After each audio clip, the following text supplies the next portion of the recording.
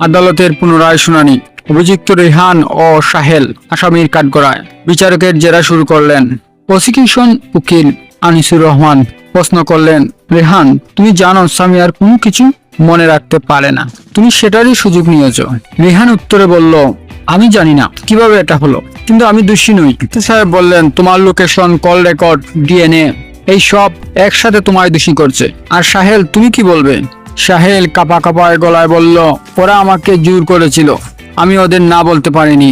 Defence উকিলের পাল্টা আঘাত। ডিফেন্স উকিল দাঁড়িয়ে প্রতিবাদ জানান, এরা হলো কিশোর বয়সের ছেলে, ওদের ভয় দেখিয়ে স্বীকারোক্তি আদায় করা হয়েছে। যে জায়গায় সামিয়া নিজেই পুরোটা মনে রাখতে পারছে না, তাহলে কিভাবে নিশ্চিত হওয়া যায়? আনিসুর সাহেব পাল্টা বললেন, সে কিছু মনে না রাখতে পারলেও প্রমাণ তো আর ভুল বলছে না। বিচারক হুঁশিয়ারি দেন, পরবর্তী শুনানিতে মেডিকেল ও মনোসামাজিক বিশেষজ্ঞ সাক্ষ্য দিতে হবে। এই ঘটনাটা শুধু একটা অপরাধ নয়, এটি একটা সমাজের চিত্র। সামিয়া ক্লান্ত হয়ে বাবার কাছে ফিরে আসে। সামিয়া বলে, বাবা, সাহেলের মুখ খুলেছে, আমি ওদের কোনোদিনও ক্ষমা করব না।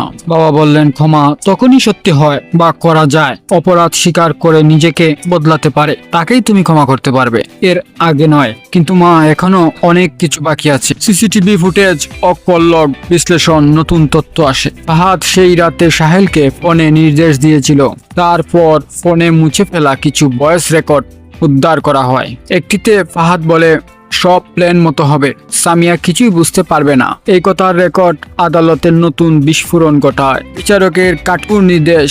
বিচারক কাঠুর গলায় বললেন, ফাহাদকে পুলিশ হেফাজতে আনার নির্দেশ দিলেন এবং আরো নির্দেশ দিলেন তদন্তকারীরা এই ষড়যন্ত্রের মূল কারিগরদের বের করে আনার অনুমতি দিলেন।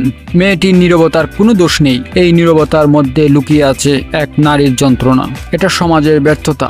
সামিয়া আদালতে শীতে দাঁড়িয়ে সাংবাদিকদের বলে, আমি ভেঙে পড়িনি, আমি বিচার চাই, প্রতিশোধ না। ইনশাল্লাহ সত্যি বেরিয়ে আসবে, আমি জানি।